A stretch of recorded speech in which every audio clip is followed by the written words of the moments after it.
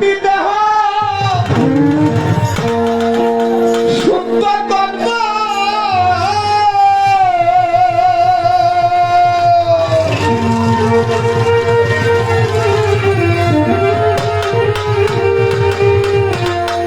মনোয়াচ্ছান আমার এই পাপি দেহ শুদ্ধ কর্ম বান্ধব তোমার চরণ পরশিয়া গো আমার সাওয়াল চান আমার ফরহান চা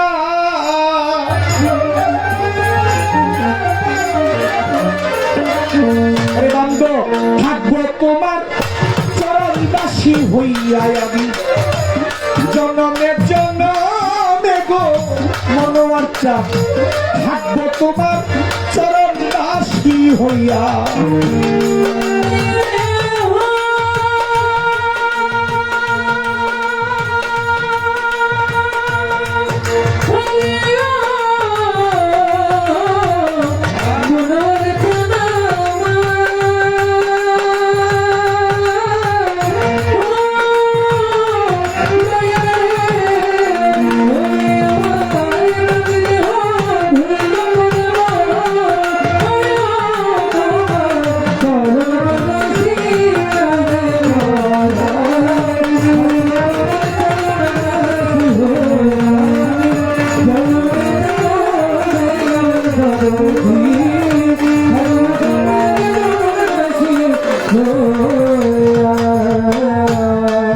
দয়াল কেমন জানি হইয়া গেছি তোমার রূপে নয়ন দিয়া গো মনোয়াচ্ছান তোমার রূপে নয়ন দিয়া আমি কেমন জানি হইয়া গেছি রূপে নয়ন দিয়া রূপে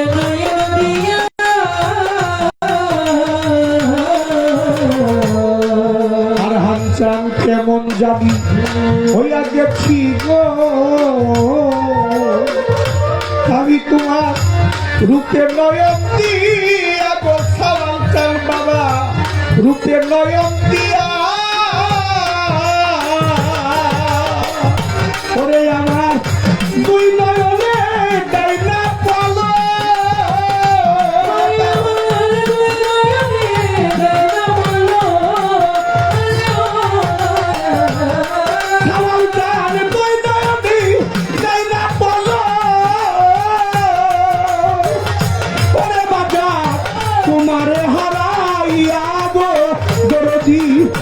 থাকবো তোমার চরণ দাসী হইয়া আমি জনমে জনমে আমার সাওয়াল চান থাকবো তোমার চরণ দাসী হইয়া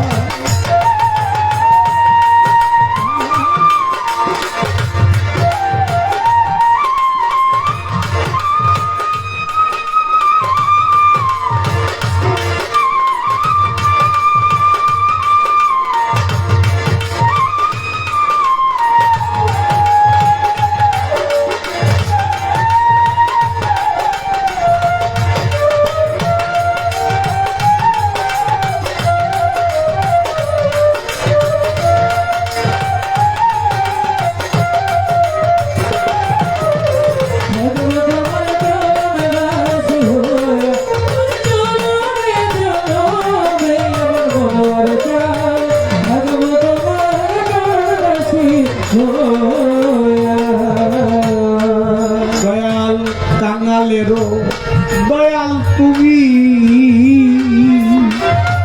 কোথায় রইয়াছ লুকাইয়া গো সাওয়াল চান বাজার রইয়াছ লুকাইয়া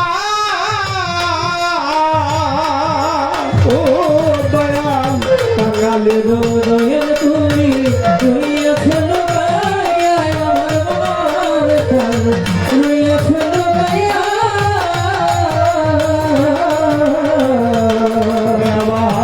কাঙালেরও বান্ধব তুমি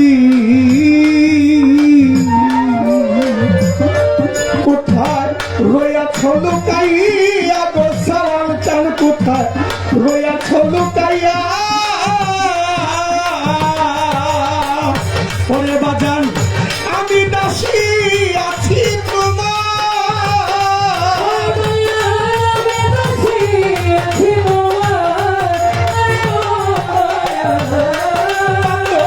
আমি দাসী রইলাম তোমার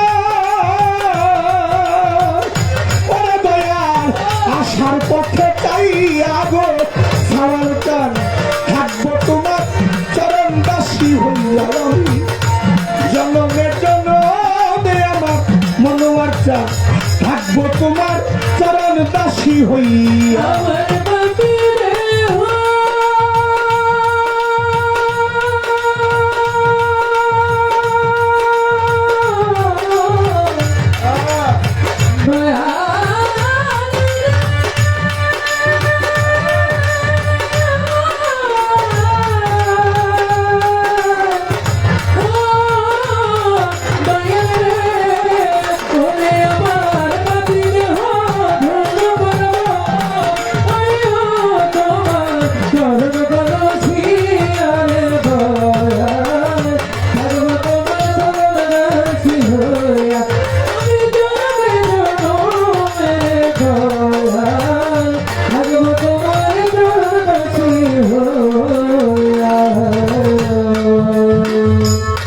যদি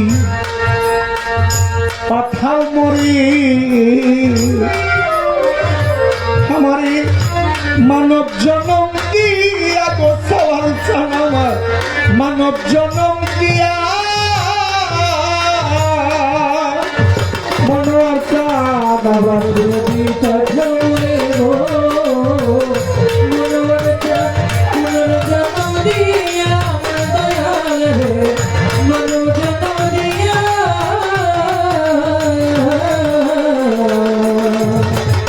আমার আজিজুল চাঁদে আমার সদর চা আবার যদি পাঠাও মরে গো বইরা বড়ি পূর্ণ জনম দিয়া গো মনোয়ার চান আমার মানব জনম দিয়া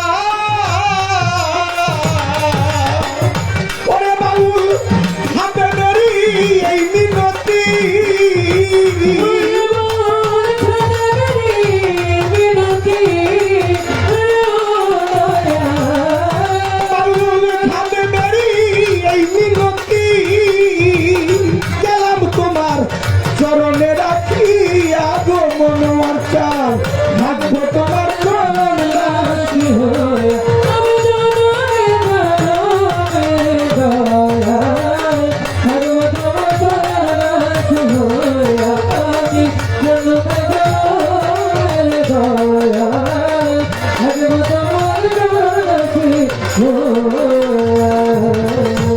আবার যদি পাথাও মরে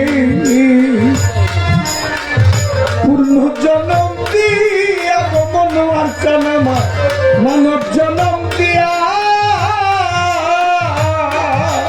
ওরে বাজার আবার যদি পাথাও মরে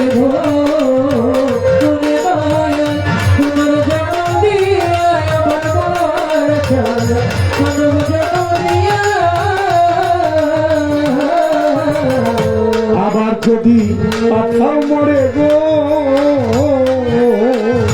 হারহানিচা পূর্ণ জনম দিয়া গো দয়াল আমার মানব জনম দিয়া ওরে বাবু হাতে ধরি এই মিনতি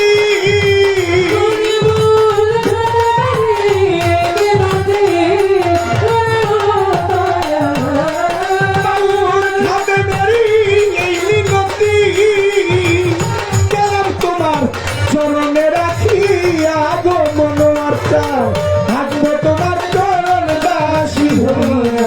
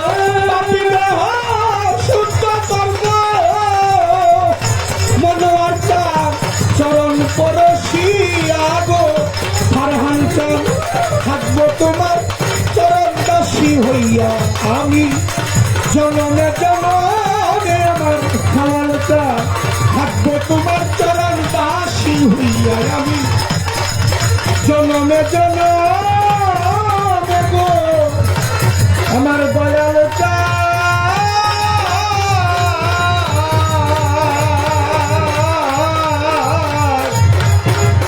বান্ধবরে থাকবো তোমার চরণ দাসী হইয়া আমি থাকবো তোমার চরণ দাসী হইয়া।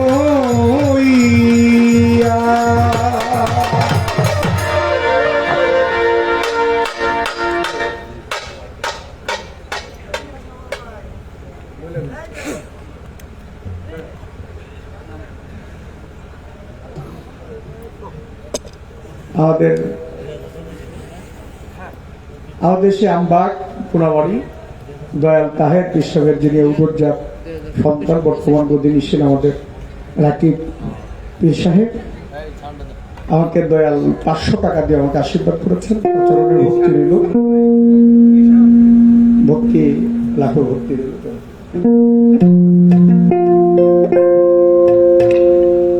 আমাদের সিঙ্গাপুর হতে আলী ভাই আরো 500 টাকা দিয়ে আমাকে দোয়া করেছেন।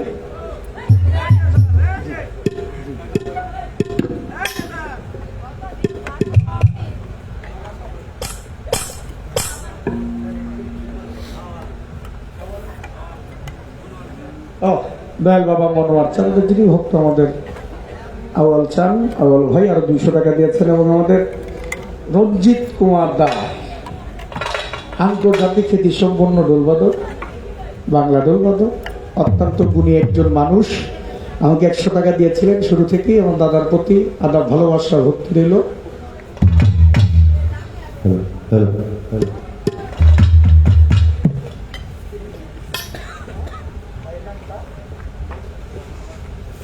আমাদের মৌচাক হইতে আমাদের মোহাম্মদ আক্তার হোসেন ভাই 100 টাকা আরো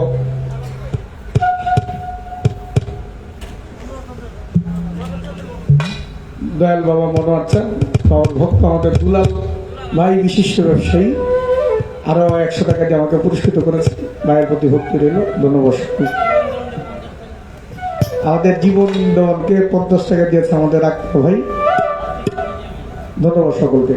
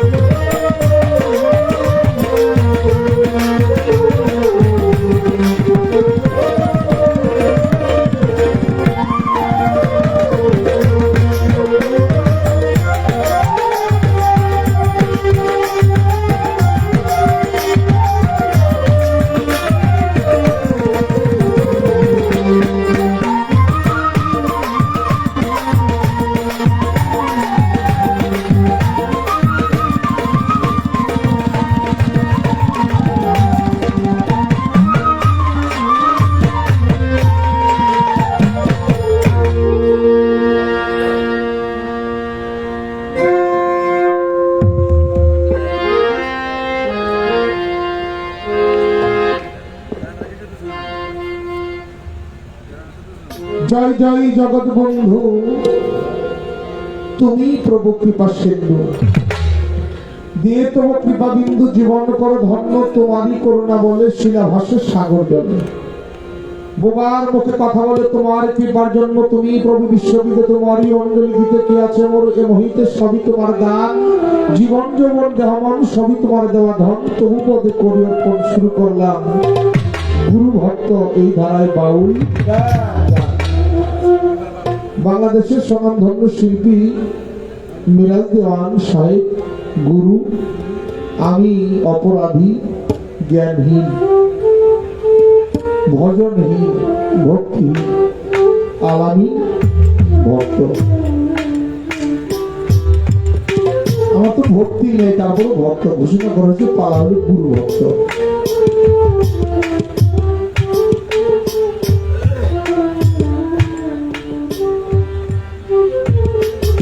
আমি পালাই যাবার আগে একটি বিষয় আপনাদের কাছে রাখতে চাই। দেখেন, বাউল কবি নূর মেহেদী আব্দুর রহমান উনি একটা গান লিখছেন, মুরিদ হইছ মনে ভাবছ গেছে রে আপদ বালায়, মুরিদ হইছ কিন্তু তুমি তরি বুঝো না। অনেকে মুরিদ হয়েছে কিন্তু তরিকাকে বুঝে না। আল্লাহ পবিত্র কোরআনে সূরা মুজদালার 12 নম্বর আয়াতের মধ্যে বলছেন, হে রাসূল আপনার কাছে কেহ যদি কান কথা বলতে এবং শুনতে যায়, ইহার পূর্বে যেন কিছু সদকা প্রদান করে। নবতের ভাষা ইয়া সদকা, বেলায়েতের ভাষা ইয়া হলো নজরানা। গুরুকে দেখা মাত্র প্রথমে তোমার হৃদয়ের ভক্তি মস্তক নত করতে হবে, তারপরে ভক্তি দিতে হবে, ভক্তির সাথে তোমার নজরানা দিতে হবে। গুরুকে কখনো খালি হাতে ভক্তি দিতে নাই, এটা পুরাণ তার দলিল। তাই আমি খালি এই কথা কমু না যে গুরু আজকে রাতের জন্য আমার মেরাজ দেওয়ান গুরু, তা কমু না। মেরাজ দেওয়ান গুরু হইল আওয়ালে আখেরে জাহেরে বাতুনে, ডাইনের বামের সামনের পিছনের উপরে নিচে সব জায়গায় গুরু। ইহাই আমি স্বীকার করে আমি তাকে কিছু নজর না দিয়ে এখানে ভক্তি করে আমি তারপরে দু চারটি কথা রাখার চেষ্টা করবো ইনশাল্লাহ। জয় গুরু, জয় গুরু, জয় গুরু।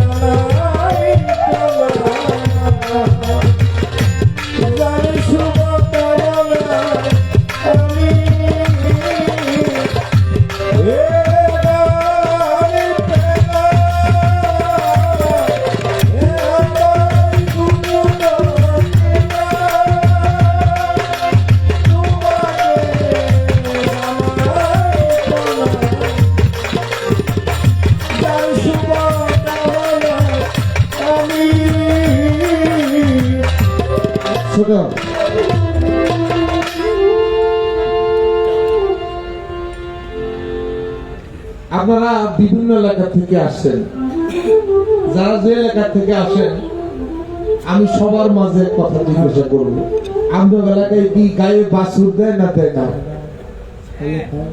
আমার আঞ্চলিক ভাষা গাই বিয়াইছে, গাই বিয়ায় না? সার বাছুর হয় বকন বাছুর কি কর? হ্যাঁ, আচ্ছা সার বাছুর হইলে এবার দুধ খায় না? দুধ খায়। আচ্ছা দুধ যদি একটু কম আসে বানে, আপনার এলাকায় কি করতে আসেন? আমাকে গাভীর বান করে আর কি। হ্যাঁ, সার বাছুরের দুধ খাইতেছে, দুধ একটু কম আসলে ও সার বাছুর কি করে? ভোকা দেয়,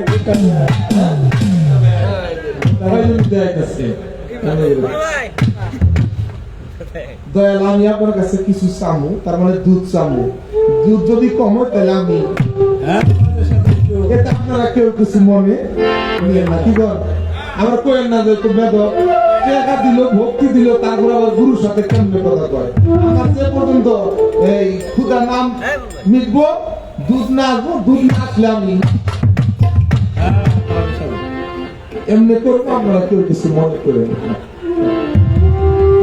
তো একটা কথা আছে, আমাদের প্রয়াত আব্দুর রশিদ সরকার বাবাজান বলছে, ভাত খাইও চাই না, গুরু ধৈর্য যায় না, যায় না। এটা আরেকটু ধরে আমার হ্যাঁ, অনেকটা বেশ বাইরে গেছে, একটু কমে একটু পারে, একটু হাই করে। ভাত খাইও চাই না, গুরু ধৈর্য যায় না, যায় না। কি যায় না? কিরকম শিক্ষিত, কিরকম পড়ালেখা করছে, চাকরিজীবী কিরকম, ইত্যাদি ইত্যাদি, এত কিছু না। এটা জানতে বলছে, যার কাছে তুমি তোমার দেহটাকে অর্পণ করবা, উনার সাথে, উনার গুরুর সাথে কতটুকু প্রেম আছে, এটা জানতে বলছে। এই দুইটা জায়গা যারা নির্বাচন করতে না পারছে, কোন দুইটা? একটা হইলো যারা গুরু ধরে ঠকছে, দ্বিতীয়টা হইলো যারা বিয়া করে ঠকছে। ঠিক আছে, বিয়া করে যারা ঠকছে, সংসারে শান্তি আছে নাই নাই। আইনা গেছে বইতে শুইতে, আমি তোমার ভাত খাই না বলি ময়মুর ঘুরে দিশাল দিকে, তাই না? তোরও শব্দ করলাম, আমার ময়মুর ঘুরে করাই না দিশাল দিকে, খালি ঝগড়া। তাহলে এই দুটা জায়গা আপনাদের আমাদের সুন্দরভাবে নির্বাচন করতে হবে। এই দুই জায়গায় ঠকলে এই ঠক আর মানুষ যায় না, আর কোনো গুরু ধরে। এখন আমি এদিকে কোনো কথা বলবো না। দয়াল কোরআন শরীফে আছে মুরিদ পড়ার না, অনেক আয়াত আছে, একটা আয়াত যথেষ্ট। সূরা আল ফাত আয়াত নম্বর 10। বিসমিল্লাহির রহমানির রহিম। ইন্নাল্লাযীনা ইউবাইয়ুনাকা ইন্নামা ইউবাইয়ুনাল্লাহা ইয়াদুল্লাহি ফাওকা আইদিহিম। হে রাসূল, আপনার হাতের উপর হাত রেখে যারা অনুগত্যের স্বীকার করলো, তারা আমার হাত দিয়ে করলো। কেন? সেখানে ছিল আমি আল্লাহর হাত, ইয়াদুল্লাহ মানে হাত। আচ্ছা, নারীদের মুরিদের কথা আল্লাহ স্পেশালি ভাবে কোরআনে বলেছেন। সূরা মুমতাহানা আয়াত নম্বর 1। বিসমিল্লাহির রহমানির রহিম। ইয়া আইয়ুহান নাবিয়্যু ইযা যায়াকাল মুমিনাতু ইউবাইয়ুনাকা আলা আন্না ইউশরিকুনা বিল্লাহি শাইআন। তাই হে রাসূল, আপনার কাছে কোন নারীরা আসলে অনুগত্যের স্বীকার করতে আসে, তাদেরকে আপনি কবুল করে নিন কিছু শর্ত সাপেক্ষে। কি?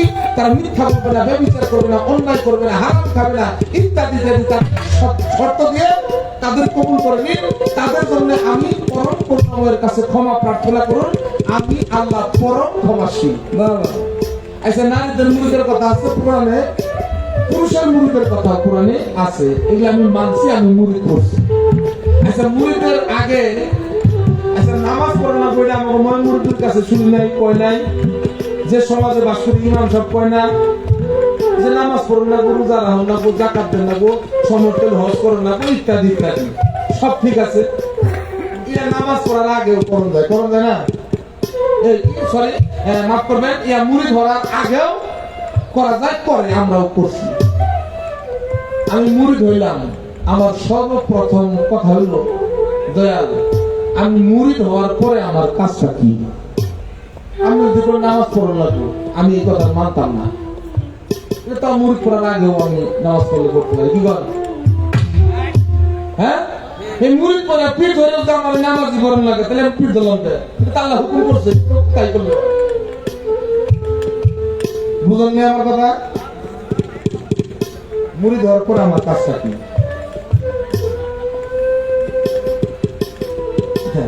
একটা কথা আমি একটু জিগাইলাম, যে শ্বশুর কাছে বাজার করতে বলে দিচ্ছে, আব্বা তেল আইলেন, লবণ আইলেন, বেগুন আইলেন, কাঁচা মরিচ আইলেন, অমুক আইলেন, তমুক আইলেন, মানে কিছু করছে। শ্বশুর বাজার করে নিয়ে এসে একটা হাতে দেখে উপরে হইলো লবণ, বাবা এ তো লবণ, কাঁচা মরিচ দেখো ওইখানে, আব্বা আলু গো দেখো নেই, বাবা ব্যাগ তো দেখি একটা, ওই একটার মধ্যে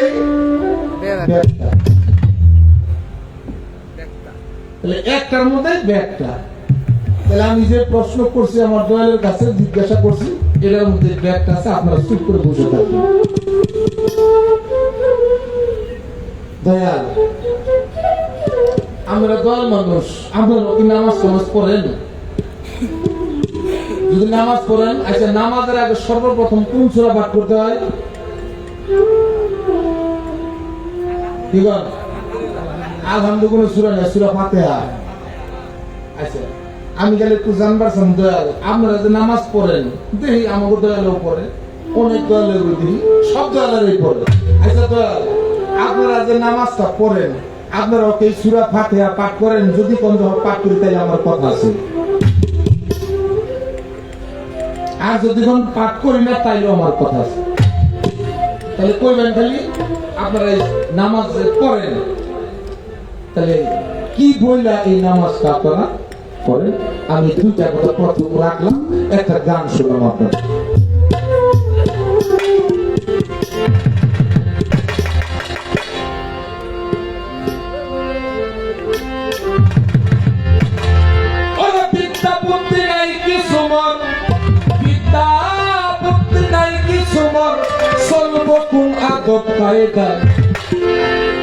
আমায় আমি চিনতে এলাম গুরু তোমার পাঠশালা, আমায় আমি চিনতে এলাম গুরু তোমার পাঠশালা। বিদ্যা বুদ্ধি নাই কিছু মোর, বিদ্যা বুদ্ধি নাই কিছু মোর, আমায় আমি চিনতে এলাম গুরু তোমার পাঠশালা, আমায় আমি চিনতে এলাম গুরু তোমার পাঠশালা।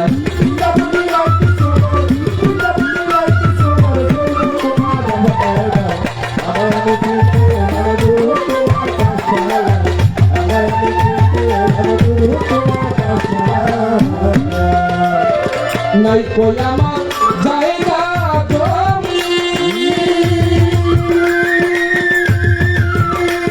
আমি তোরে খাই পরে গোলামি, ওরে নাই কই আমার জায়গা জমি, ওরে তোরে খাই পরে গোলামি, তোরে হইয়া স্বামী, তোরে হইয়া স্বামী, ভাবনা খুন মামলায়। আমায় আমি চিনতে এলাম গুরু তোমার পাশে, আমায় আমি চিনতে এলাম গুরু তোমার পাঠশালা।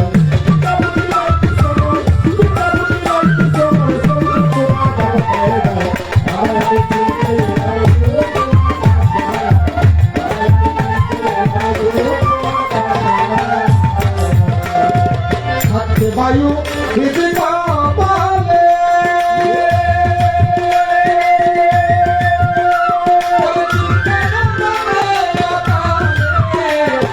থাকতে বায়ু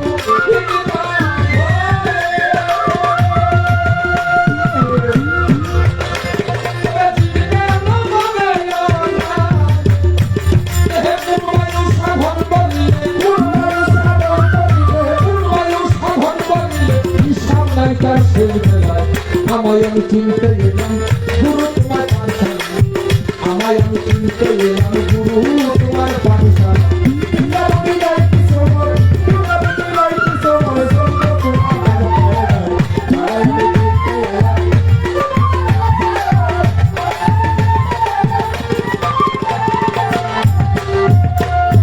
কয়া বলতাম বালুর গতি, কোথায় বাংলার হয় বসতি, ওরে কয়া বলতাম বালুর গতি,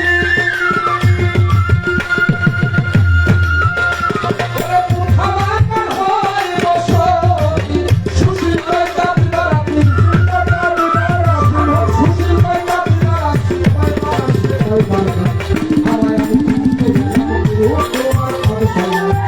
আমায় আমি চিনতে এলাম গুরু তোমার পাঠশালা।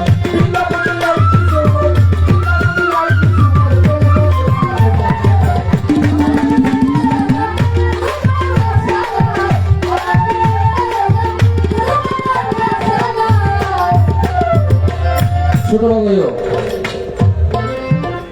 মনের মতো শিল্পী পাওয়া যায় না, মাঝে মাঝে পাই।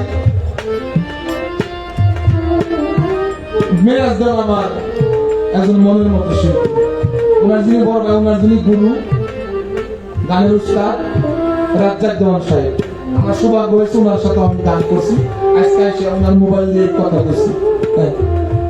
যাই হোক, আমি এই গানটি ধরার কারণ হলো, দেখেন আচ্ছা নামাজ পড়েন তারা, আচ্ছা নামাজ পড়া কি ধর্ম? নামাজ পড়া ধর্ম না, নামাজ হলো ধর্মের কাজ। কি বল? আচ্ছা রোজা রাখি কি ধর্ম? রোজা রাখি ধর্ম? রোজা হলো ধর্মের কাজ। আচ্ছা যারা পূজা করে, পূজাটা কি ধর্ম?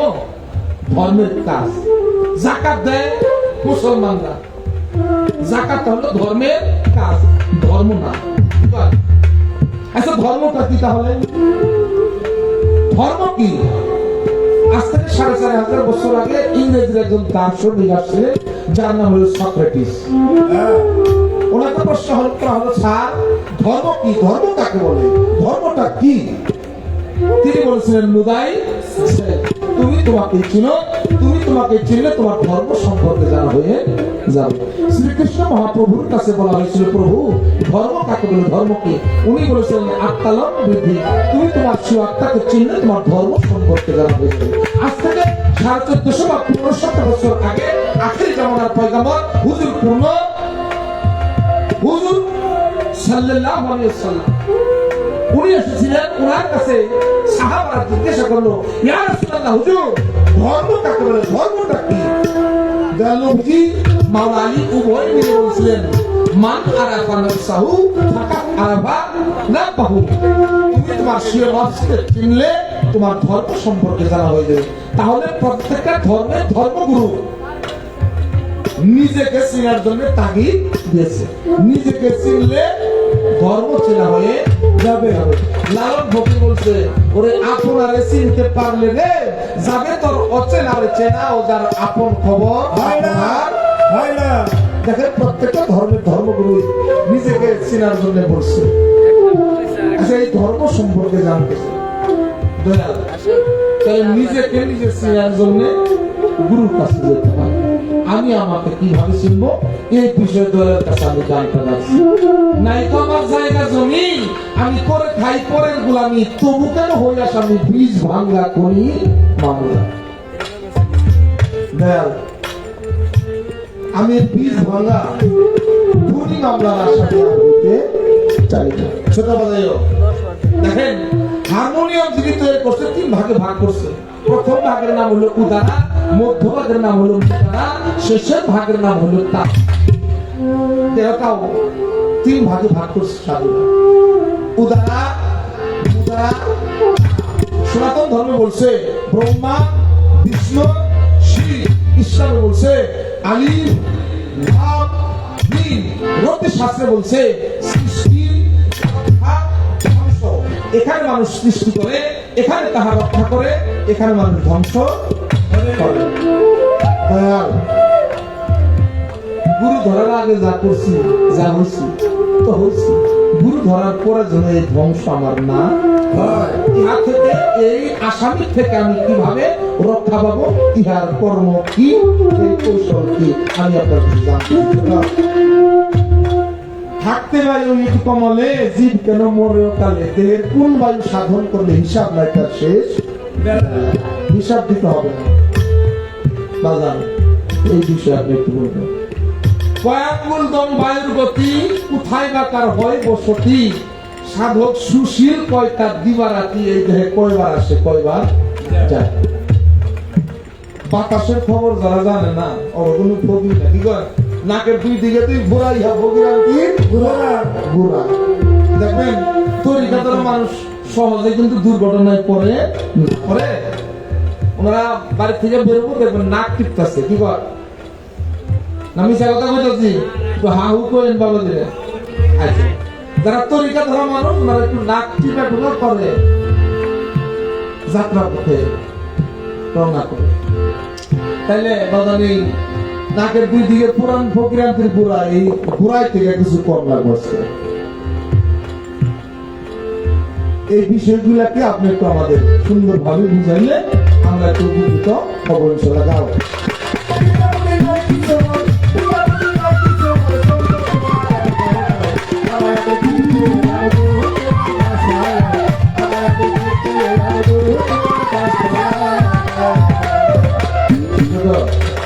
আচ্ছা কথা কয়ে আপনার বেজার হন কি নাকি? হ্যাঁ বেজার হন। আল্লাহ নবী যার নাম মুসা নবী, কে নাম শুনছেন না? সবাই শুনছি। মুসা নবী একদিন আল্লাহ নবী, আল্লাহ ও আল্লাহ তোমার দুলাভাই আছে না? আল্লাহকে দেখ মুসাটা কোনো থাকলে না থাকলে না করবো। এটা জবাব তার আমি কালকে বুঝা। মুসার আর ঘুম ধরে খুব ভোরবেলা উঠছে, উঠে রাস্তা দিয়ে যাইতেছে, দেখে একটা লোক এক শরীর কলা কান্দে নিয়ে রাস্তা দিয়ে যায় আর এদিক ওদিক তাকায়। সুরের মন মুসানের কে রে এত সকালবেলা একটা কলা চুরি কান্দে নিয়ে যাইতেছে, এদিক ওদিক তাকায়, তো কলাটা চুরি করে নাই, কাছে যায় না তুই কার কাছ থেকে কলা চুরি করে নিয়ে আসবি? সুরের চুরি করলে কিন্তু সুরে একবার দুর্বল হয়ে যাবে, তাই না? সুরে সারা জীবন চুরি করছি, আজকে করছি মুসানি কিছুই করে না। সুরে ধরা তো পড়ছে, একটু ঝাড়ি ঝুড়ি দিয়ে দিই। মুসানি আমার কলা চুরি করছি, সুরে ভাই আমি যে কলা চুরি করছি দেখছে কোন সবাই চুরি করতে এত জোরে দিয়ে ধমক দিতে পারতো? যে আল্লাহ আল্লাহ তুমি আজকে কবার তোমার দুলাভাই আছে না নাই কব। আল্লাহ তো মুসা রে আমার দুলাভাইয়ের সাথে তোর রাস্তায় দেখা হয়েছিল। মুসা বলল কি রে আল্লাহ দুলাভাইয়ের সাথে আমার রাস্তায় দেখা হয়েছে কেমনে? আল্লাহ কেমনে এটা গো আমি তো দেখলাম না। মুসা রে আসলে ওই কলাটা উনি চুরি করছে, কিন্তু পরে বলছে আমি যে কলাটা চুরি করছি দেখছে কোন সবাই মুসা রে এই পৃথিবীর কেউ না দেখলে আমি আল্লাহ দেখেছি দেখছে কোন সালার, এই জন্য আমিও সালাম আমার দুলাভাই। মুসা নবী কথাটা এই জন্য বললাম, এই মুসা নবী যে আল্লাহ আল্লাহ তুমি যদি মুসা হইতা আমি যদি আল্লাহ হইতাম তুমি আমার কাছে কি চাইতে কো? আল্লাহ দর মুসা এটা কোন কথা হইলো? তুই আল্লাহ হবি আর মুসা হইব না? আল্লাহ যদি হইতে তাহলে কো, যদি তুমি মুসা হইতা আমি যদি আল্লাহ হইতাম তাহলে তুমি কি চাইতে? কোনোভাবে ছাড়ে না কোন আল্লাহ কো। আল্লাহ কয় মুসা রে তুই তো কোনোদিন আল্লাহ হইতে পারবি না, আমিও কোনোদিন মুসা হইতে যাব না, তবে তোর মনের বাঞ্ছা আমি তোর পূর্ণ করি। তুই যদি আল্লাহ হইতি আর আমি যদি মুসা হইতাম, তোর কাছে সুন্দর সুস্থ একটা দেহ আমি চাইতাম। সুবহানাল্লাহ বলি না? তাহলে আল্লাহ প্রাধান্য দিল কি? সুন্দর সুস্থ দেহ। গাড়ি বাড়ি টাকা পয়সা অট্টালিকা সোনা দানা হীরা কাঞ্চন মণিমুক্তা কোনো কিছু প্রাধান্য আল্লাহ দেন। আল্লাহ প্রাধান্য দিচ্ছে সুন্দর সুস্থ একটা দেহ। কথাটা এই জন্যই বলা, যারা আমার মনোয়ার চাঁদের মুড়ি, যারা আমার ফারহান চাঁদের মুড়ি, তারা দরবারে এসে যেন ফারহান চাঁদকে কয় বাবা আমার দেহটা কিভাবে সুন্দর সুস্থ থাকবে। ও মনোয়ার চাঁদ আমার দেহটা যেন সুন্দর সুস্থ থাকে, কি হাতিয়ে যেন আমি তোমার ঘটনা করতে পারি। আই দয়াল মিরাজ চাঁদ আমার দেহটা কিভাবে সুন্দর সুস্থ থাকবে, ইহা দিয়ে যেন আমি তোমার ঘটনা করতে পারি। এই বিষয়ে আপনার কাছে আমার এইগুলা চাওয়া।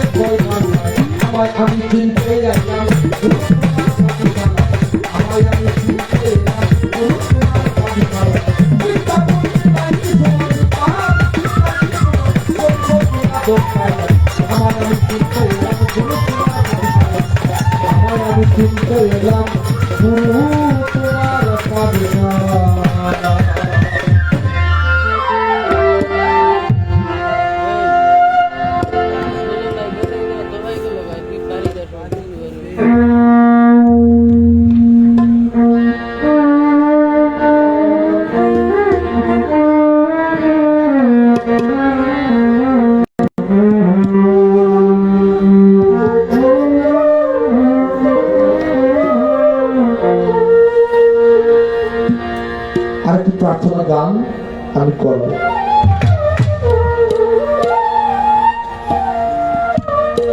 আমি শিল্পীর ঘর থেকে জন্ম নিয়েছি, তো আমার বাবা একজন শিল্পী ছিল, বৈঠক গান করতেন।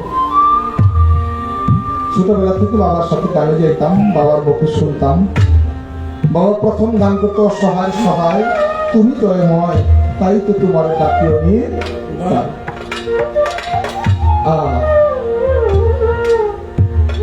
পরের গান করতে দয়া করে এসে দয়ালয় এই দিনের ঈদ মাজারে তুমি আসিলে আনন্দ হয়, নিরানন্দ দূরে রয়, একবার আনন্দ দেও সে আমার। তাই আমার স্মৃতিকে মনে পড়ে গেল, সেখান থেকেই আমি একটা গান শুনি। দেখেন, মুর্শিদ যদি ভক্তের হৃদয়ে বাসরে না আসে, ওই ভক্তর হৃদয়টা অন্ধকার। যদি ভক্তের হৃদয়ে মুর্শিদ আসে, ওই ভক্তটা তার অন্তরটা, হৃদয়টা, শুধু হৃদয় অন্তর না, পৃথিবীর সকল জায়গায় তার আলো। না আসে তার জন্ম বিফল। আমি ডাকবো, আমার সাহস আমি ডাকবো, তুমি আসবা, এই বিশ্বাস আছে। মনোয়ার চান ভক্তের হৃদয়ে যে আসন নিবা, এই বিশ্বাস। ফারহান চান ভক্তের হৃদয়ে আসনে দেয়া আসন নিবা, ভক্তরা হৃদয়ে আসন পেতে রাখছে, আসনে যে বসবা। সেখান থেকে আমার ছোট্ট একটি গান। বান্ধবরে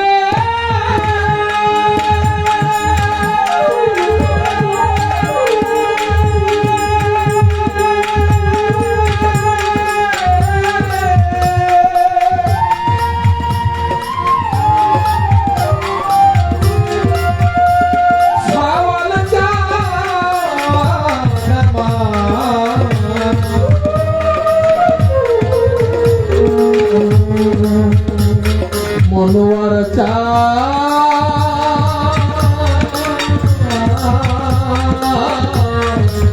ফারহান চা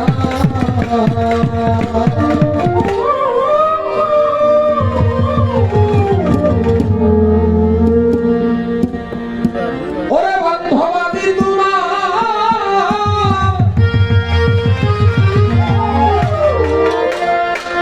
করব সেবা আমার ঘরে।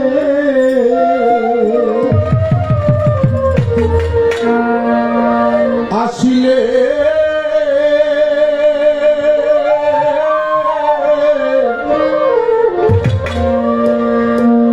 বড় লজ্জা পাব বন্ধু, তুমি মায়া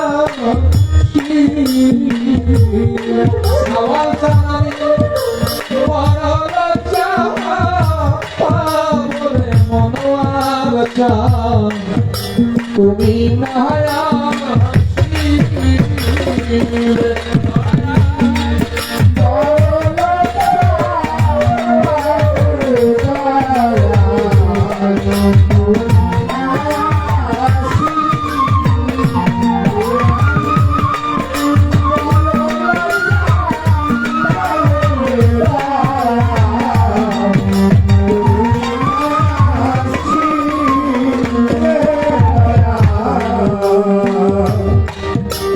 মন মজেছে তোমার চরণে, আমার এই মন মজেছে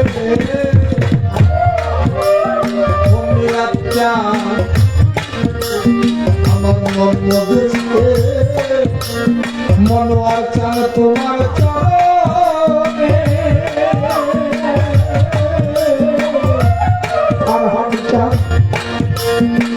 আমি তোমার ভালোবাসি,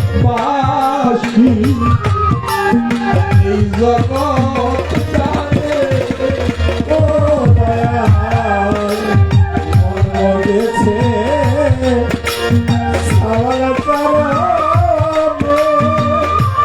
ওরে বাবা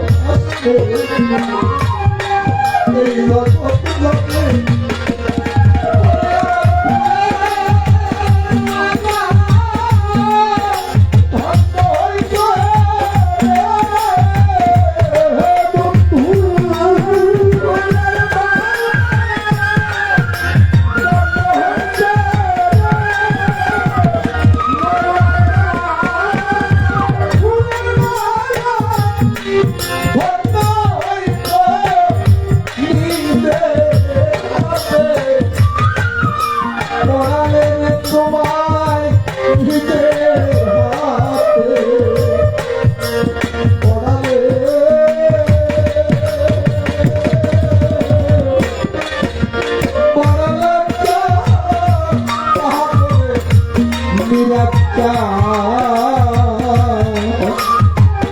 মনোয়ার সন্তান সন্তু আসিলে আমি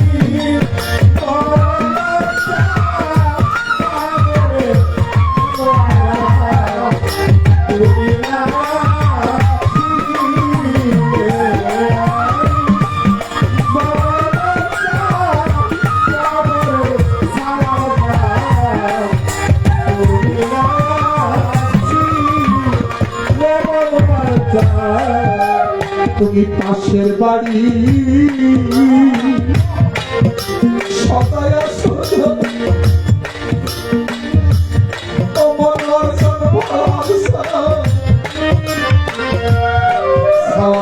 তুমি পাশের বাড়ি সদায়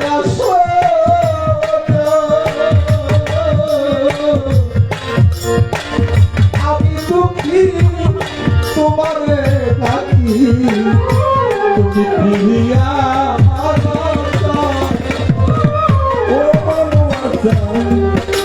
পাশের বাড়ি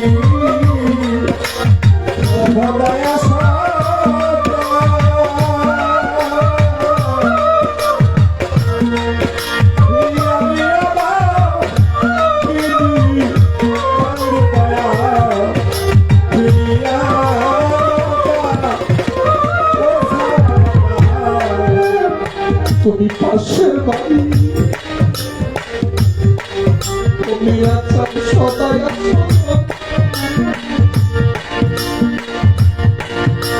হরে পাশে বাড়ি পাশে বাড়ি সদায়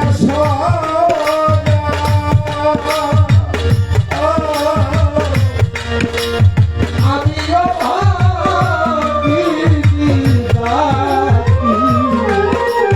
বিরিয়া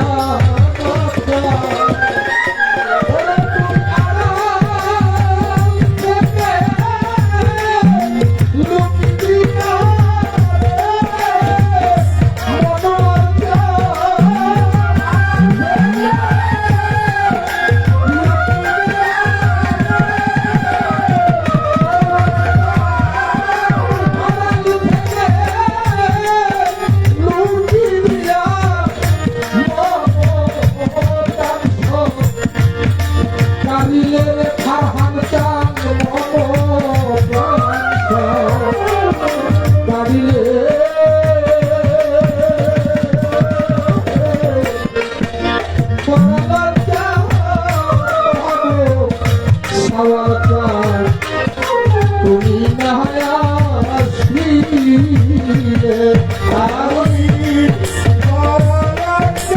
আমি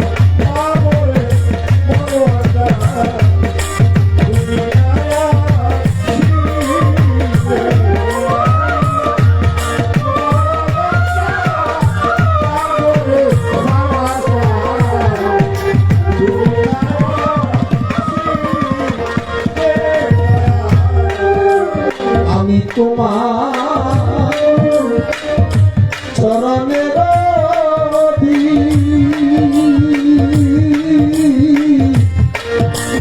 তোমার না পাইলে আমার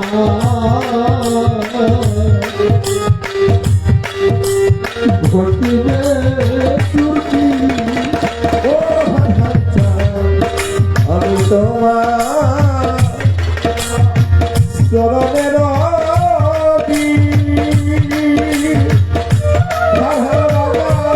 আমি চরণের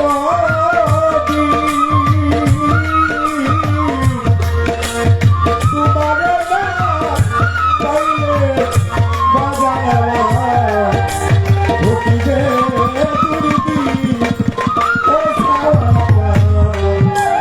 আমি তোমার মনোয়াচাল হারাম চাল সব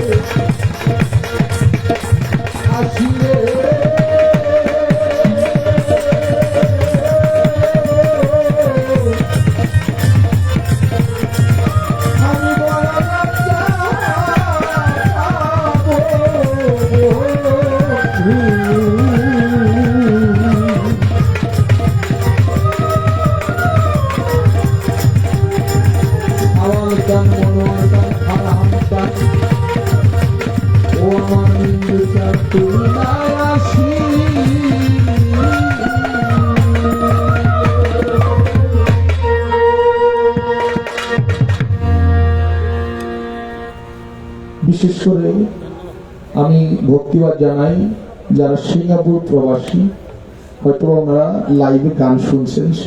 সিঙ্গাপুর প্রবাসী যত ভাই আছেন সকলের প্রতি আমি সালাম শ্রদ্ধা ভক্তি নিবেদন করছি। চতলবাগ থেকে আসছেন আমাদের সখীপুর চতলবাগ নুরু ভাই 500 টাকার মাধ্যমে আমাকে দোয়া করেছেন। সিঙ্গাপুর প্রবাসী রাজ্জাক ভাই আরো 500 টাকা দিয়েছেন। লুৎফর রহমান আমার বাবা মনোহর চাঁদের একনিষ্ঠ ভক্ত লুৎফর রহমান, উনি আমাকে 500 টাকা দিয়েছেন।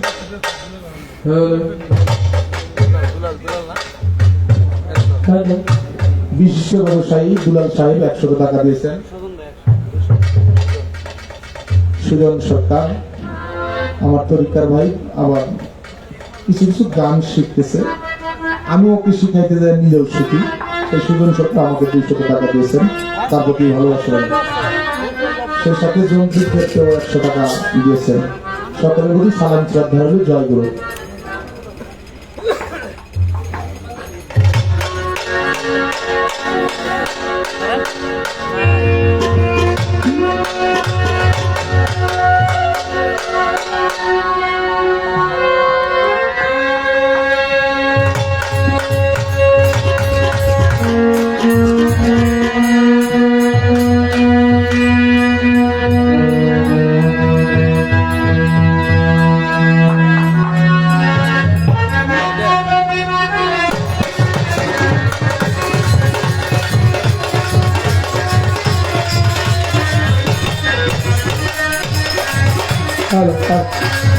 আগের মতো। হ্যাঁ,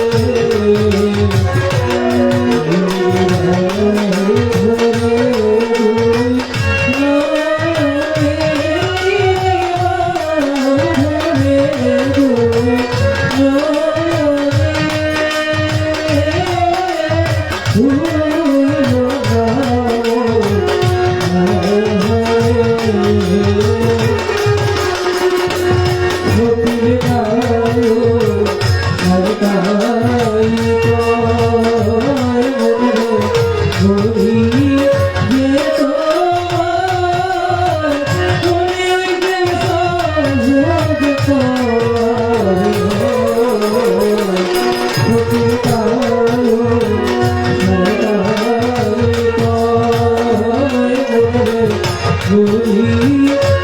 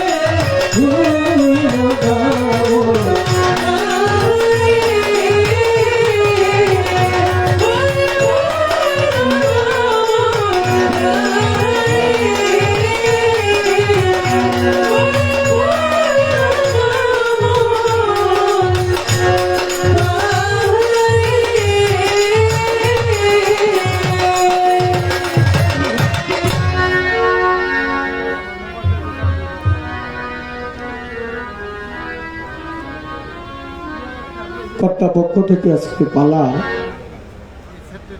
গুরু শিষ্যের পালা বা গুরু ভক্তের পালা। আমার পাশের মানুষটি অত্যন্ত গুণী মানুষ, আলামিন সরকার ভাই, তাকে দিয়েছেন ভক্তের গানে আলোচনা করার জন্য। আমি অধম মিরাজ দেওয়ান, বাংলাদেশের সবচাইতে ছোট, মানে আমার চাইতে কোনো ছোট শিল্পী নাই বললে চলে। আমাকে দিয়েছেন গুরুর ভাগে আলোচনা করার জন্য। আসলে গুরু হওয়া কোনো কালই আশা নাই, না ক্ষমা চাই, দয়া করে, এটা হয় না। কারণ গুরু যিনি, তিনি অখণ্ড, অভয়, চিরন্তন, চিরঞ্জীব। আমাকে দিয়েছেন গুরু দায়িত্ব। গুরুর পক্ষ থেকে দু একটি কথা আমার মধ্যে আসবে, আমি সেটা আপনাদের মাঝে পৌঁছাই দিব। ওইটা আমার একটা গোলামি করা। আমি কোনো গুরু না, কোনো কালে গুরু হইতেও চাই না। গুরুর সামনে বসা, গুরুর দরবারে আসছি, তার পক্ষ থেকে যেটা আজকে বলায় সেটাই বলতে চেষ্টা করব। আমার কোনো বলার, যদি আমি ওইরকম সমর্পিত অবস্থায় থাকতে পারি তাহলে বলতে পারবো। কারণ যদি সমর্পিত অবস্থায় না থাকতে পারি তাহলে তিনি কি বলবে সেটা আমি জানবো না। খালি ইচ্ছা করলে বলা যায় না। তাই সেদিকে লক্ষ্য করে গুরুর দরবারে এসে গুরুর ভাগে আলোচনা করার জন্য, সেটা আমার ইচ্ছা নাই। তারপরও গুরুর পক্ষ থেকে বললে সেটা আমি আপনাদের কাছে পৌঁছাই দেবো। এইটা আমার একটা গোলামি করা, এটা একটা দাসত্ব করা। তো চলে গেলাম পালায়। পালায় যাওয়ার আগে ক্ষমা চাই, ভুল ত্রুটি হতে পারে। আমার যিনি ভক্ত, তার আলোচনায় বুঝতে পারলাম খেলাফতের ভাগ কোনারে দিয়ে দিতে হবে। খেলাফতের যোগ্য হয়ে গেছে, হয়ে গেছে, বোঝা যাইতেছে আলোচনায়, এটা বোঝা যায়। এটা আমি বলি না, তার আলোচনায় বোঝা যায়, দিয়ে দিতে হবে। আগামী স্টেজ সময় পাই কিনা সন্দেহ আছে, এই স্টেজে মনে দিয়ে দিতে হবে। ভাব দেখতেছি ভক্তের আজকে। তার গান শুনলাম একটি চমৎকার। আমি চিনতে এলাম গুরু তোমার পাঠশালায়, বিদ্যা বুদ্ধি নাই, কিছু নাই, চলবো কোন আদব কায়দায়। ভালো কথা। নাই কোনো আমার জায়গা জমি, করে খাই পরের গোলামি, তবু কেন হই আসামি আমি বীজ ভাঙ্গা খুনির মামলায়। থাকতে বায়ুর ঈদ কমলে জীব কেন মরে অকালে, কোন বায়ু কোন সাধন করিলে হিসাব নাই তার শেষ বেলায়। কয়াঙ্গুল দম বায়ুর গতি, কোথায় বা হয় তার বসতি, সরকার সুশীল কয় দিবারাত্রি, কয়বার আসে কয়বার যায়। আরেকটা, তার মধ্যে আরেকটা আছে যে মুরিদ হওয়ার পর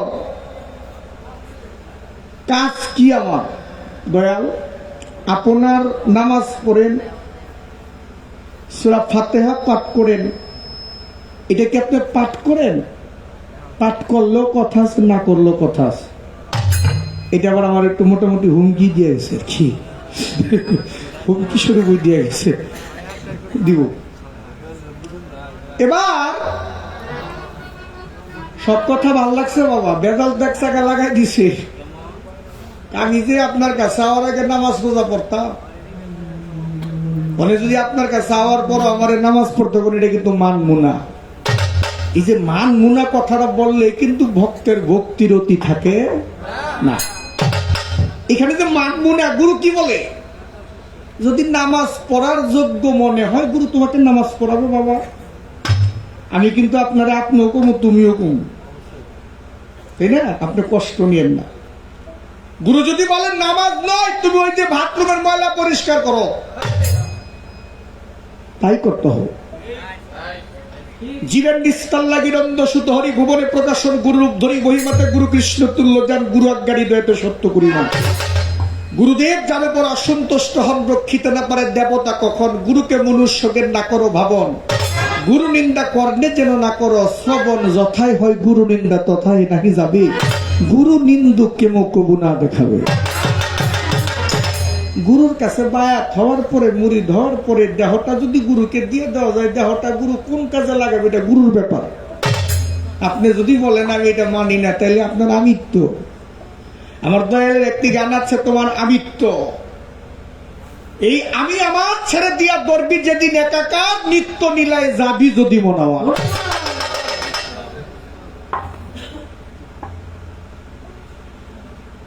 যদি আমার আমি থাকে, সেখানে তোর গুরুর কাছে যায় কোনো লাভ নাই বাবা। এই গুরুর কাছে যাওয়াই মানে আমার আমিটা ওই চরণে বিলীন করে দেওয়া।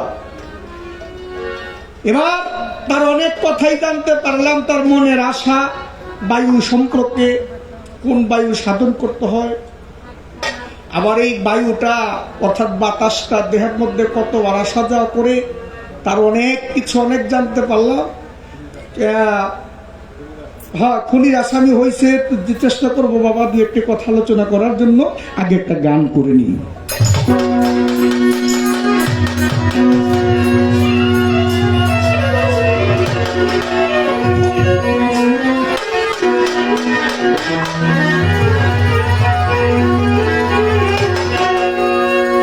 তোমার মুর্শিদের দরবার ভক্তের কাবা ঘর, আমার মনোয়ার চাঁদের দরবার ভক্তের কাবা ঘর, হাওয়াল চাঁদের দরবার ভক্তের কাবা ঘর, হারহাম চাঁদের দরবার ভক্তের কাবা ঘর। জান্নাতের হাওয়া সেখায় বয়ে যায়, বিশ্বাস ভক্তি পাবিরে মুক্তি, কে জানে কার ভাগ্যে হয়। বিশ্বাস ভক্তি পাবিরে মুক্তি, কে জানে কার ভাগ্যে হয়।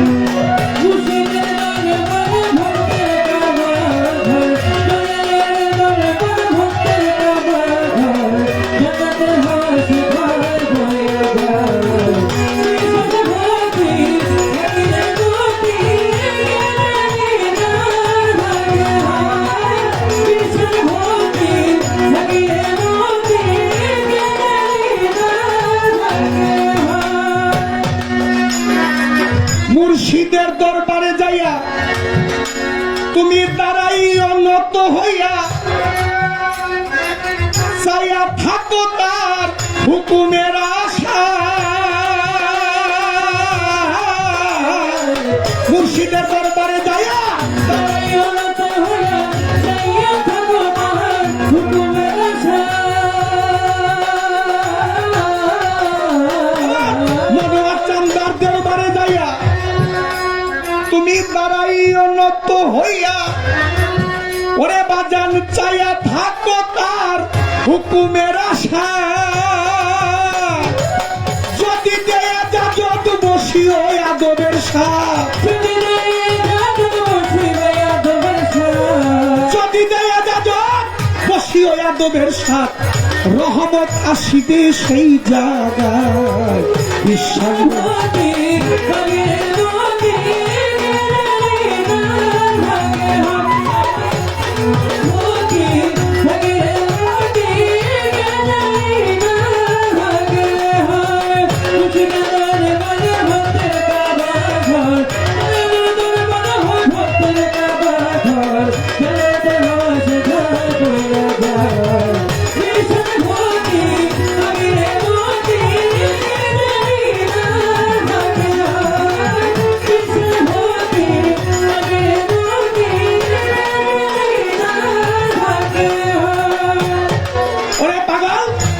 মুর্শিদ যাহা বলে মুখে তুমি গাথিয়া রাখিও বুকে ওরে তোমায় ওজন করে দয়ালে কথাই কথা মুর্শিদ যাহা বলে মুখে গাথিয়া রাখিও বুকে ওজন করে তোমায় কথাই কথা মুর্শিদ যাহা বলে মুখে গাথিয়া রাখিও বুকে ওজন করে তোমায় কথাই কথা ওরে পাগল তোমার কি দরকার জানাই আছে তোমার কি দরকার জানাই আছে তার ধৈর্য ধরে থাকো তার হুকুমের আশায় বিশ্বাস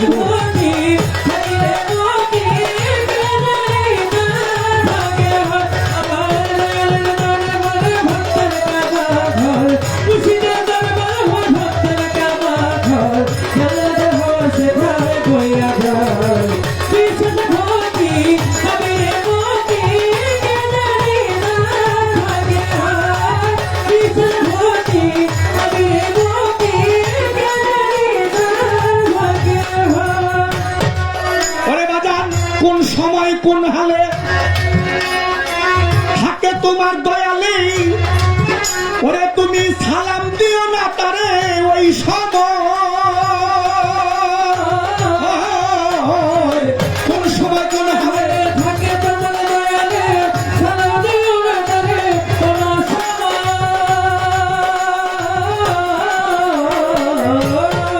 ওরে বাজান কোন সময় কোন হালে থাকে তোমার দয়ালে সালাম দিও না তারে ওই সময় ওরে তারে পোড়া কদম বুঝি যার যত খুশি পোড়া কদম বুঝি যার যত খুশি পোড়া কদম বুঝি যার যত খুশি হাকিকত আছে ওই জায়গায় বিশ্বাস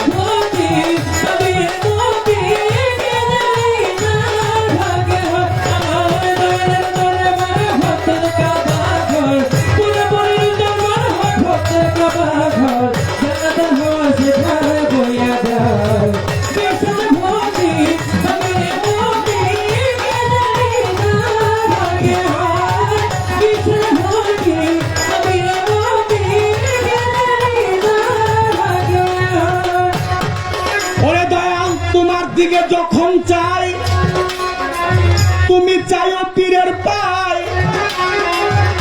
তোমার দিকে যখন চাই তুমি চাইও পীরের পায় ওরে বাজান তৌহিদ আছে সেই জায়গায় তোমার দিকে যখন চাই তুমি চাইও পীরের পায় তৌহিদ আছে সেই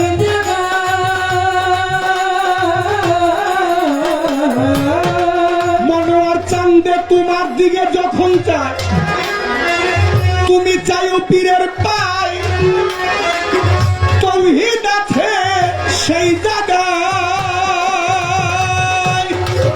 তাই হাসানে কই কামেল পীরে আগুন দিয়া আগুন পুরে হাসানে কই কামেল পীরে আগুন দিয়া আগুন পুরে হাসানে কই কামেল পীরে আগুন দিয়া আগুন পুরে দেখছি খাজা ইসরাইল সরে কেমনে পোড়া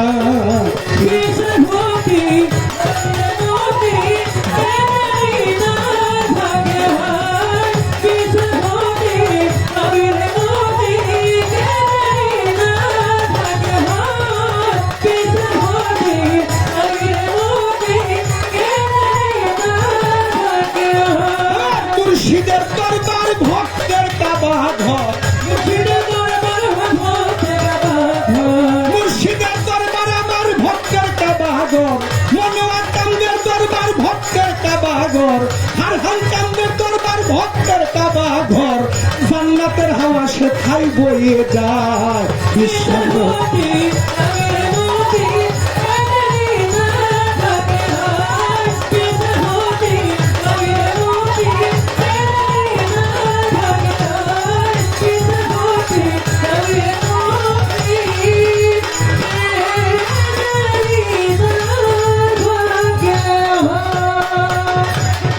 গুরু যারে দয়া কইরা ছেড়ে গুরু যারে দয়া কইরা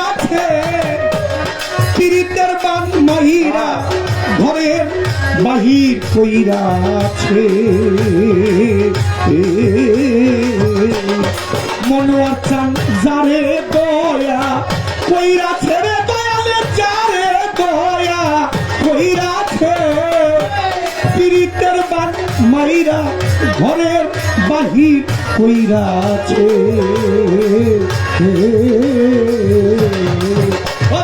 জানে দয়া কইরাছে মনোয়ার জানে দয়া কইরাছে পীড়িতের বাহির ঘরের বাহির কইরাছে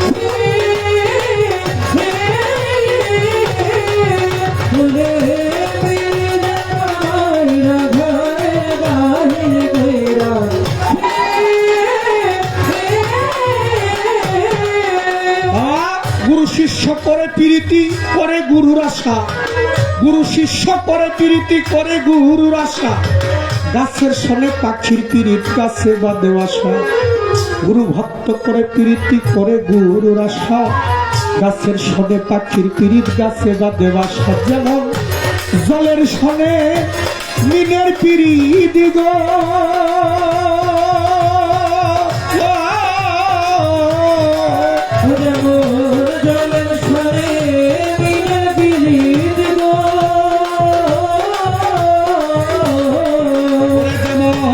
জলের সনে মিনের পিরিত গো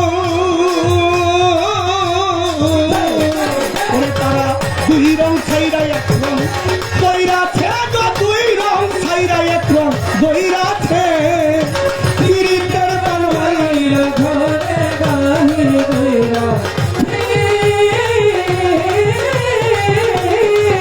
গুরু জানে দয়া কইরাছে ভক্ত জানে দয়া কইরাছে পীড়িতের বাহির ঘরে বাহির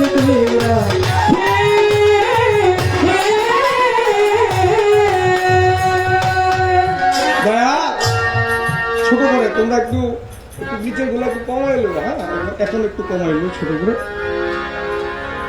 আসলে কি আলোচনা করব কি দয়াল তো সামনে বসা আর বিশেষ করে গুরুর দরবারে এসে পণ্ডিতি করা এটা আমার পক্ষে সম্ভব হয় না এটা হয় না আমার দেয়া তারপরে দু একটি কথা আলোচনা করব যে আমার কোনো জায়গা জমিন নাই আমি পরের গোলামি করে গেলাম এই কথাটা যদি কেউ বলতে পারে আমার কোনো জায়গা জমিন নেই তা তো হয়েই যায়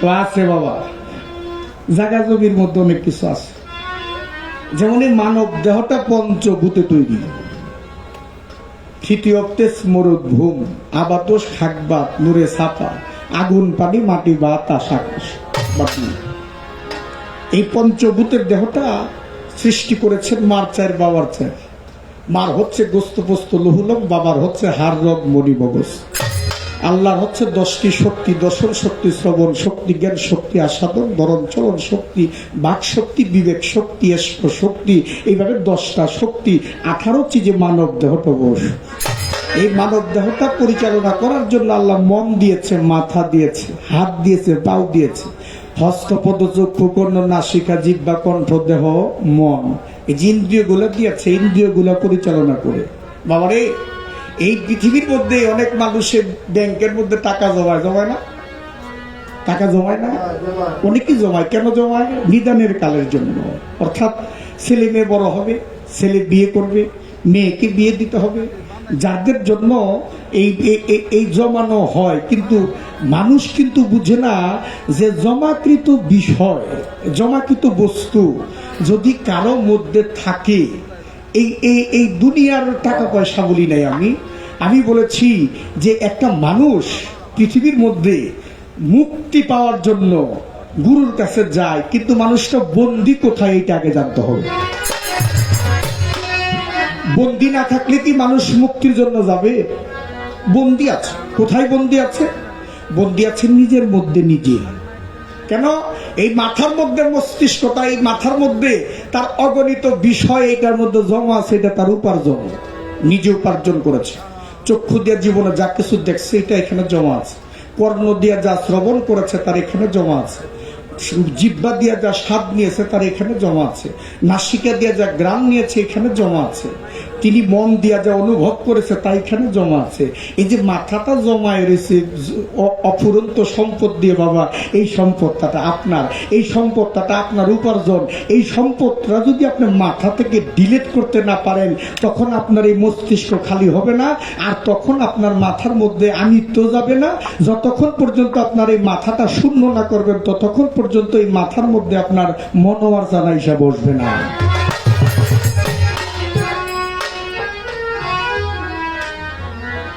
এটা সম্ভব গুরুকে দিয়া। এই দেহের মধ্যে বায়ু আছে 49 প্রকার বায়ু, এর মধ্যে 49 বায়ুকে পঞ্চবায়ু পরিচালনা করে। প্রাণবায়ু, অপ্রাণবায়ু, সমবায়ু, ব্যানবায়ু, উদান বায়ু। এই যে পঞ্চপ্রকার বায়ুর মধ্যে প্রাণ এবং অপান, অর্থাৎ প্রাণবায়ু ভিতরে, অপান বায়ু বাহিরে। এই প্রাণবায়ু যখন বাহিরে নিয়ে যায়, অপান বায়ু চেষ্টা করে যদি নিয়ে যায়, বাহিরে নিয়ে যায়, আর যদি ফিরা না আসে ওই মানুষটা ডেড বডি হয়ে যায়, তাই না? আর যদি অপ্রাণ বায়ুটাকে ভিতরে আনা যায় তাহলে প্রাণবায়ুর ক্ষমতা বেড়ে গেল, শরীরে শক্তি বেড়ে গেল। বাহিরে 12 আঙ্গুলি, ভিতরে 12 আঙ্গুলি দম, 21,600 বার এই দমটা সাজাও করে দেহের মধ্যে। ভিতরে 12 আঙ্গুলি, বাহিরে 12 আঙ্গুলি। বাহিরের 12 আঙ্গুলি ভিতরে আনতে পারলে 1 আঙ্গুলি কমাইলে পরে সত্যবাদী হয়, 2 আঙ্গুলি কমাইলে পরে যুগল মূর্তি দারুণ হয়, 3 আঙ্গুলি কমাইলে পরে তার তিতাব জ্বালা থাকে না, 4 আঙ্গুলি কমাইলে পরে তরিকা হয়ে যায়, 5 আঙ্গুলি কমাইলে পঞ্চরস আস্বাদন ভাই করে, 6 আঙ্গুলি কমাইলে 6 রিপু ধারণ করে, 7 আঙ্গুলি কমাইলে পরে 7 দরিয়া হয় যায়, 8 আঙ্গুলি কমাইলে পরে 8 কোঠরি হয়ে যায়, 9 আঙ্গুলি কমাইলে পরে নববিদ্যার ভক্তির স্থিতি হয়, 10 আঙ্গুলি কমাইলে পরে সে 10 দরজায় চাবি, আর 10 দরজায় চাবি দিলে দেখবি মনোয়ার চাঁদের ছবি। 11 আঙ্গির দুম যেজন কমাইতে পারে বাতাসের সাথেই মানুষটা উড়ে যাইতে পারে। 12 আঙ্গির দুম যেজন কমাইয়ালো এই জন্মে থাকে না তার জন্ম মরা ভয়, তার জন্ম নাই মরণ নাই ত্রিলাস, আর তার মধ্যে কোনো শিরিক নাই, মুক্ত হয়ে গেছে। এবার গুরু আমি আপনার কাছে মুরিদ হওয়ার পরে আমার কর্মটা কি আপনি বলেন নাই আমারে?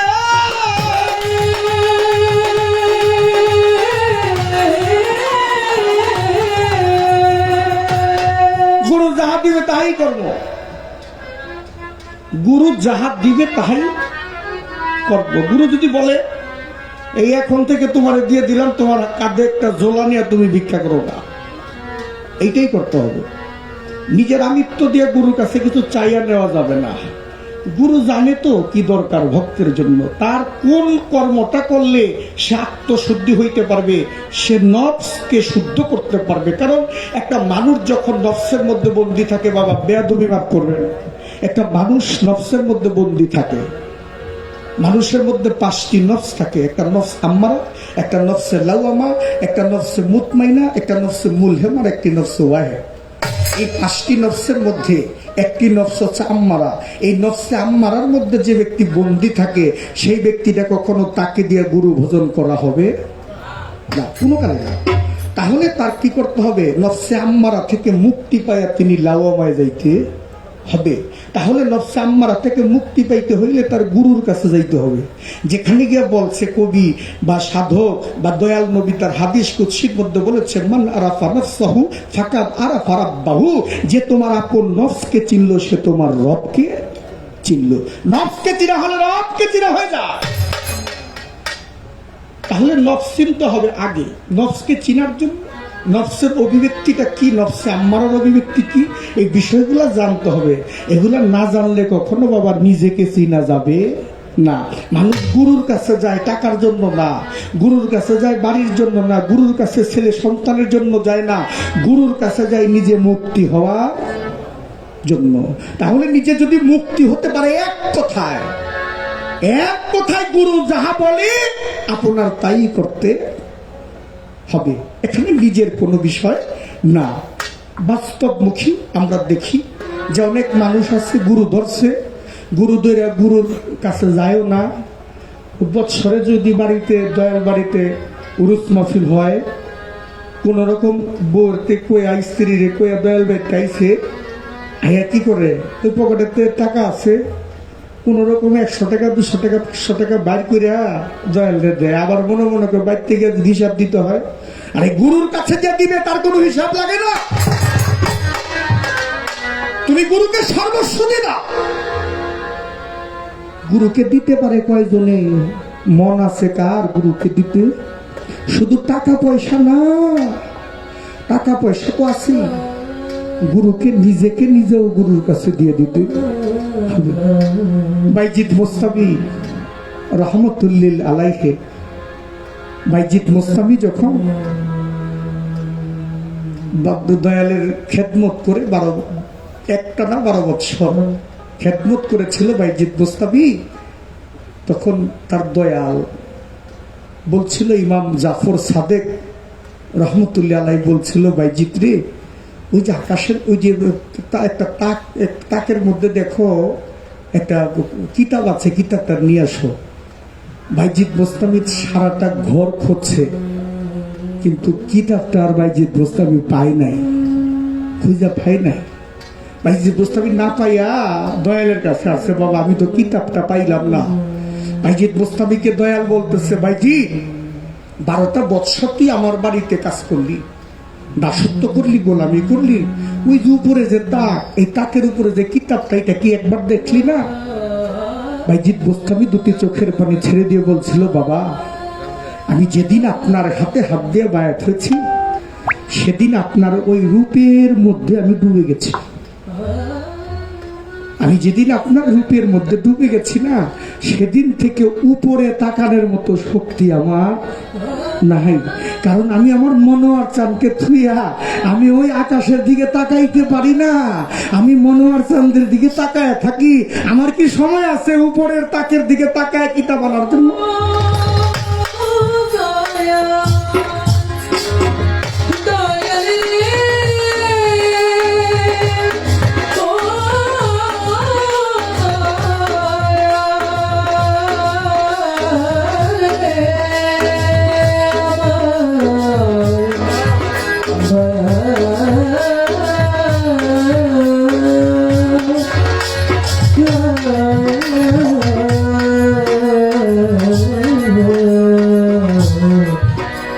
গুরু ভজনটা তো সহজ না রে বাবা। আমার ভক্ত আরো কিছু কথা বলেছে যে ফাতেহা, আল ফাতেহা কোরআন শরীফের মধ্যে 114 সূরা, তার মধ্যে একটা সূরা আল ফাতেহা। এই ফাতেহা 7টি আয়াত।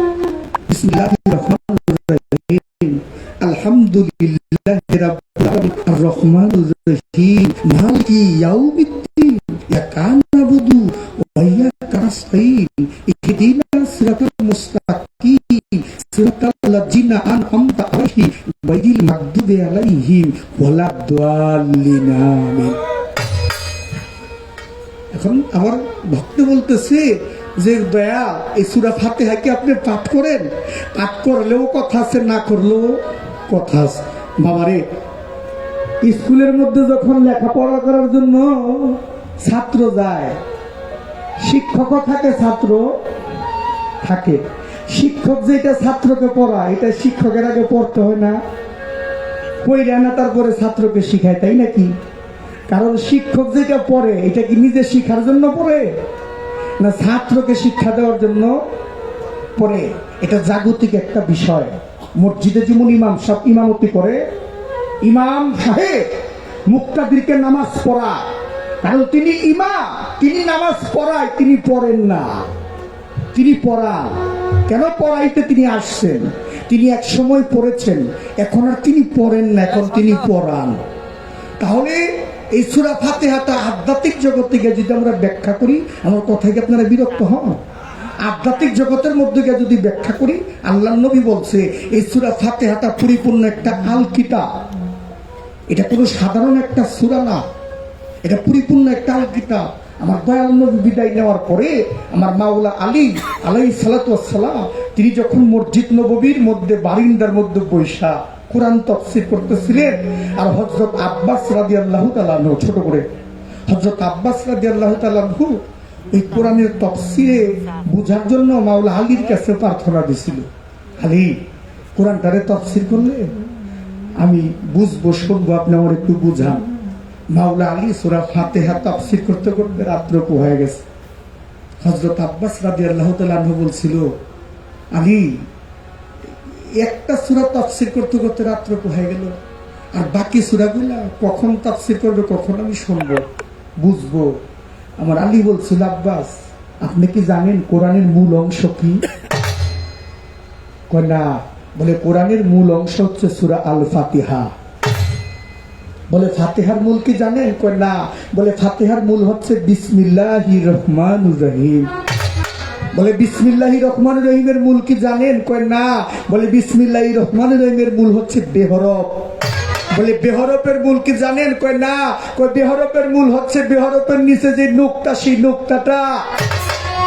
হযরত আব্বাস রাদিয়াল্লাহু তাআলা আনহু বলে, হুজুর যদি কোরআনের মূল হয়ে থাকে সূরা ফাতিহা, ফাতিহার মূল হয়ে থাকে বিসমিল্লাহির রহমানির রহিম, আর বিসমিল্লাহির রহমানির রহিমের মূল যদি বেহরফ হয়ে থাকে, আর বেহরফের মূল যদি নুকতা হয়ে থাকে, নুকতার মূলটাকে, নুকতাকে মাওলা আলী বলছিল, আনা নক্তাতু তাহাতা আলবা।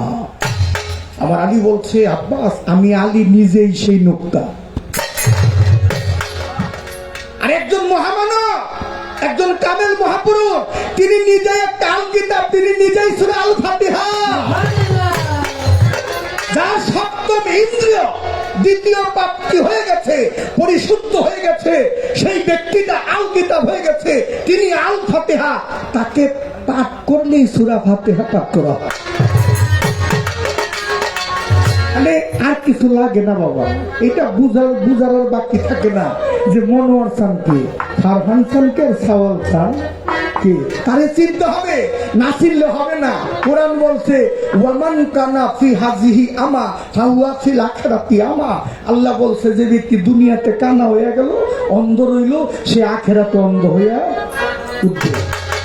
এই দুনিয়া থাকতে আল্লাহকে চিনে যাও, এই দুনিয়া থাকতে রসুলকে চিনে যাও, এই দুনিয়া থাকতে অন্ধ হয়ে গেলে আখিরাতে অন্ধ হয়ে উঠতে হবে। কারণ কোরআনের মধ্যে আল্লাহ বলছে, লিকুল্লি কওমিন হাদি, আল্লাহ বলছে প্রত্যেক কওমের জন্য, প্রত্যেক গোত্রের জন্য আমি একজন করে হেদায়েতকারী রেখেছি, অর্থাৎ একজন করে গুরু রেখেছি। আল্লাহ এটাও বলছে, ওয়ামাই ইউদলিল ফালান তাজিদা লাহু ওয়ালিয়া মুরশিদা। আল্লাহ বলছে, আমি যদি কাউকে হেদায়েত দান করি, তাকে একজন ওলিয়াল মুরশিদ দান করি। আর যদি কাউকে পথভ্রষ্ট করি, তাকে দান করি না আমি একজন ওলিয়াল মুরশিদ। তাহলে একমাত্র গুরু সব, গুরুই সব। গুরু ব্যতীত জগতের মধ্যে মুক্তির কোনো ব্যবস্থা নাই। আপনার মা গর্ভে নিয়েছে, আপনার বাবা জন্ম দিয়েছে, আপনার বাবাও আপনার গুরু, আপনার মাও আপনার গুরু, কিন্তু আপনার বাবাও আপনাকে মুক্তি দিতে পারবে না, আপনার মাও আপনাকে মুক্তি দিতে পারবে না। আপনার বাবা মা উভয় মিলে যার কাছে দিয়ে গেছে, তার খেদমত করেন, তার ভজন করেন, তাহলে আপনি মুক্তির ব্যবস্থা হতে পারবে, না তো সম্ভব।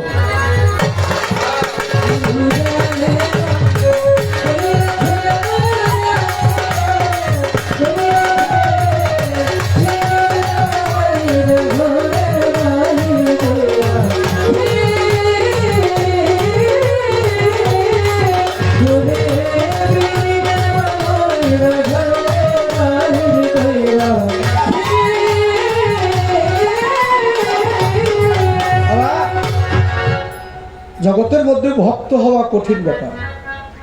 ভক্ত যদি হওয়া যায় না, গুরু নিজেই তার হয়ে যায়।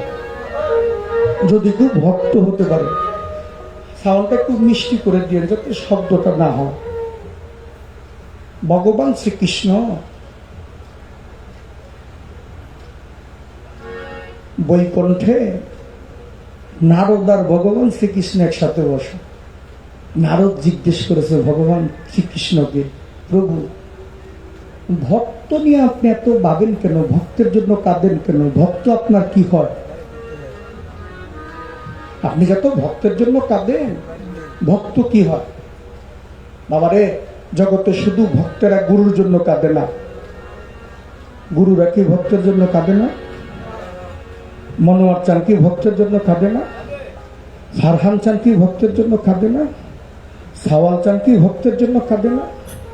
আরে গুরু যদি না কাঁদে ভক্তের জীবনও কাঁদবে না। গুরু হৃদয় থেকে ভক্তকে যখন ডাকে, যদি ওরকম ভক্ত হতে পারে তার ডাকে ভক্তে সাড়া দিতে পারে।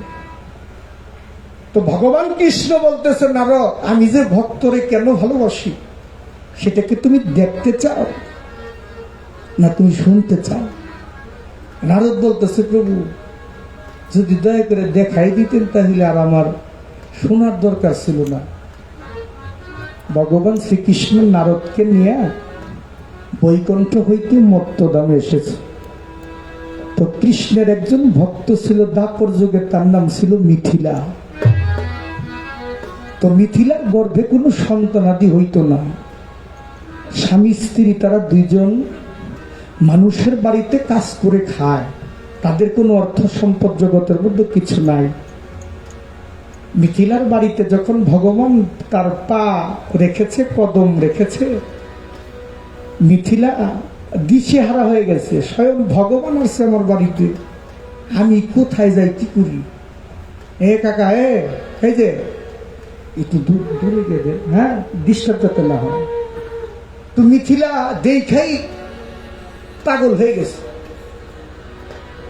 দয়াল যদি কারো বাড়িতে যায় রে বাবা, যদি ভক্ত হয়ে থাকে, আমার মতো অভক্ত হইলে চলবে না, যদি ভক্ত হয়ে থাকে সেই ভক্তের কত যে আনন্দ লাগে, এর সেইটা আনন্দ আর কোনো ভক্তের হতে পারে না জগতের মধ্যে।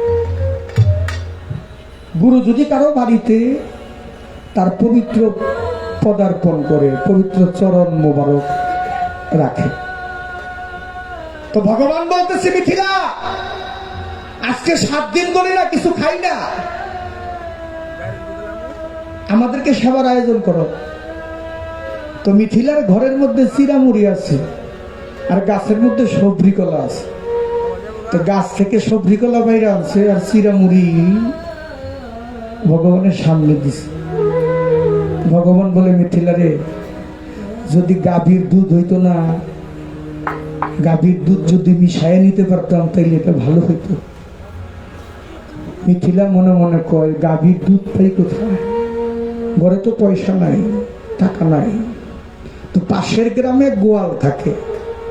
মিথিলা স্বামীকে বলে, স্বামী আপনি না আমার প্রভুর সামনে বসেন, আমি ওই গোয়াল বাড়িতে গিয়ে দেখি একটু দুধ আনতে পারে কিনা। আমার কথা কি আপনারা খারাপ লাগে? বলতেছে, স্বামী আপনি থাকেন বসে, আমি আমার প্রভুর কাছে, আমার প্রভুর জন্য একটু দুধ আনতে পারি কিনা। গোয়াল বাড়িতে গেছে, গিয়ে বলতে